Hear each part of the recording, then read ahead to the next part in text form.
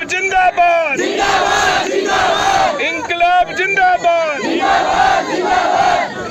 जितने भी यहाँ पर हमारे साथी अध्यापक हैं जो आप लोगों को विभिन्न विषय पढ़ाते हैं, विभिन्न अकेडमियों में हैं, और जितने भी नौकरी चाहने वाले अभ्यर्थी यहाँ पर हैं, मैं सभी का स्वागत करता हूँ।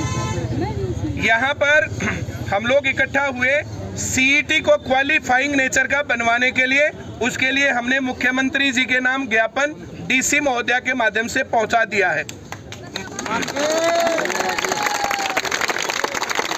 जो पुलिस की भर्ती लंबित है, तो पुलिस की भर्ती पूरी करने के लिए हमने दूसरा ज्ञापन भी साथ में उनको दिया है कि पुलिस की भर्ती को तुरंत प्रभाव से जो है वो करवाया जाए। और मैडम ने कहा कि हम अभी जाकर के इन दोनों ज्ञापनों को हम ऊपर तक पहुंचा देंगे। ये जो इस प्रकार का प्रोग्राम हो रहा है, ये प्रदर्शन हो रहा है, ये पूरे हरियाणा में जो 90 की 90 विधानसभाएं हैं, जितने भी ब्लॉक हैं, डिस्ट्रिक्ट है, हर जगह पर जो स्टूडेंट कर रहे हैं, हर जगह पर इसी प्रकार से प्रोटेस्ट हो रहा है। आप लोगों ने जो है मुझे जो है सभी टीचर्स ने बोला कि सर आप भी वहां पर आ जाओ, सभी टीचर इकट्ठे हो रहे हैं, तो मैं भी यहाँ पर आ गया।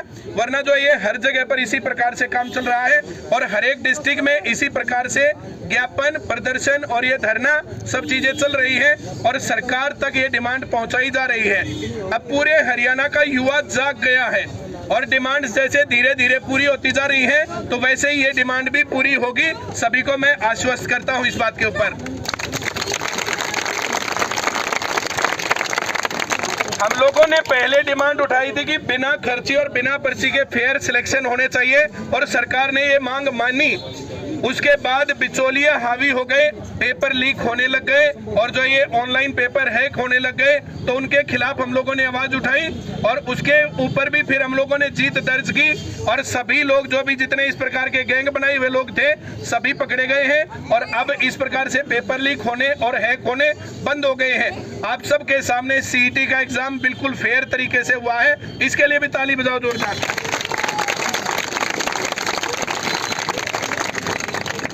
नॉर्मलाइजेशन का तरीका मैंने ही बताया था कि 4 गुना लोगों को बुलाया जाना चाहिए, 6 गुना लोगों को बुलाया जाना चाहिए, लेकिन उसके अंदर उनके पास ज्ञान पूरा नहीं था। सिर्फ हरियाणा पुलिस की भर्ती के 4 गुना ऊपर के लोग बुला करके पेपर लेते तो मामला सही था। सिर्फ कलर की भर्ती होती, उसके अंदर 4 गुना लेकर के जो सिलेक्शन करते तब भी सही था। अब गड़बड़ क्या है कि ऊपर के 4 जने, अगर 1000 वैकेंसी आ गई कलर की और 1000 वैकेंसी आ गई पुलिस की, तो 1000 वैकेंसी कलर वालियों में भी उन्हीं को चांस मिलेगा और पुलिस में भी उन्हीं को चांस मिलेगा और उनका सिलेक्शन वहां भी होगा और वहां भी होगा। एक जगह भर्ती खाली पड़ी रहेगी और एक बच्चे के 2-2 सिलेक्शन हो जाएंगे। ये इस गड़बड़ है इस पूरी नीति में। तो हम लोगों का कहना यह है कि ये क्वालिफाइंग नेचर का होना चाहिए। जिनके 50% मार्क्स है और जिनके 45% मार्क्स है, जो क्वालिफाइंग नेचर की जो 40% है, जो भी क्राइटेरिया सेट होता है उसके ऊपर हम एग्री है, कोई दिक्कत नहीं है। जो बच्चे उसको क्वालिफाई करते हैं सबको चांस मिलना चाहिए और जो पेपर दे रहे हैं, अगर कुछ बच्चों का दूसरी जगह सिलेक्शन हो गया तो अगले वाले बच्चों को बिना कहे सुने बुला लेना चाहिए। उससे जितनी वैकेंसी होगी उतनी ही भर्ती भी हो जाएंगी और कोई प्रॉब्लम नहीं आएगी। ये हमारी डिमांड है और ये डिमांड मैं भोपाल सिंह खत्री जी को भी कह के आया था, मंत्रियों को भी मैंने बोली है, मीडिया में भी बोली है। जब तक नहीं सुनते हैं हम लोग इस प्रकार से शांतिपूर्ण धरनों के माध्यम से इस काम को लगातार जारी रखेंगे। सरकार को ये मांग भी माननी होगी। Yes sir.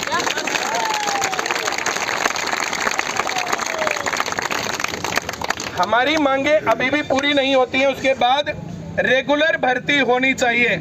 जैसे 10वीं और 12वीं के पेपर होते हैं हर साल, तो उसी प्रकार से पुलिस की भर्ती के पेपर, कलर की भर्ती के पेपर, ग्रुप डी के पेपर, इंस्पेक्टर्स के पेपर, हर एक भर्ती भी सालाना होनी चाहिए। ऐसा करने से सभी के सामने रास्ता रहेगा कि कब पढ़ना है, कब ज्यादा जोर देना है। जैसे कि 10th क्लास के बच्चों को पता होता है, 12th क्लास के बच्चों को पता होता है, तो भर्ती वाले बच्चों को भी पता रहना चाहिए।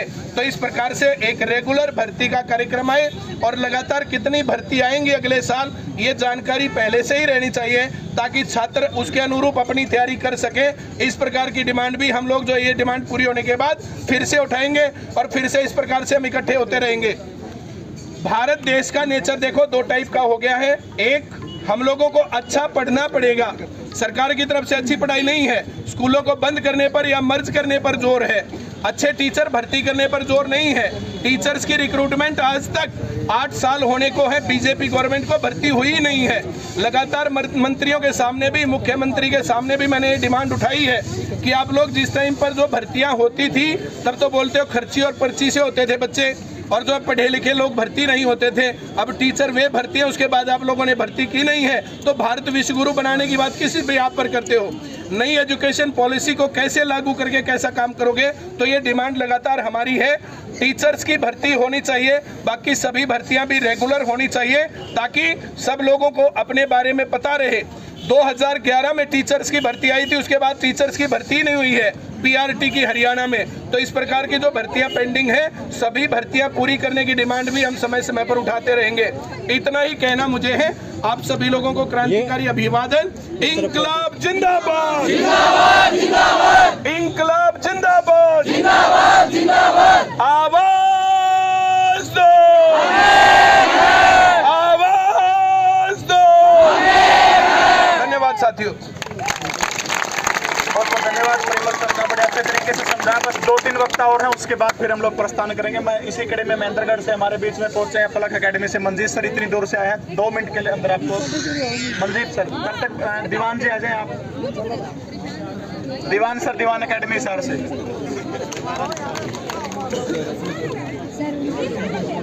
भाई देखो, अपने अगर बात करें सीटी की तो 11 लाख बच्चों ने फार्म भरे थे, 7 लाख पेपर देने गए हैं। अगर ये क्वालिफाई कर देते 40 और 50% वालों को सभी को बुलाते हैं, तो भी ज़्यादा से ज़्यादा 1.5 और 2 लाख तक ही पास होंगे।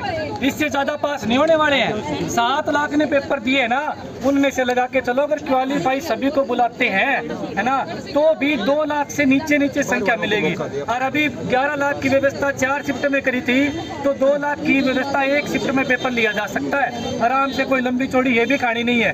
1 शिफ्ट में 1.5-2 लाख बच्चे आराम से इतने ही होंगे, इससे ज़्यादा नहीं होंगे कि क्वालिफाई किया भी जाता है।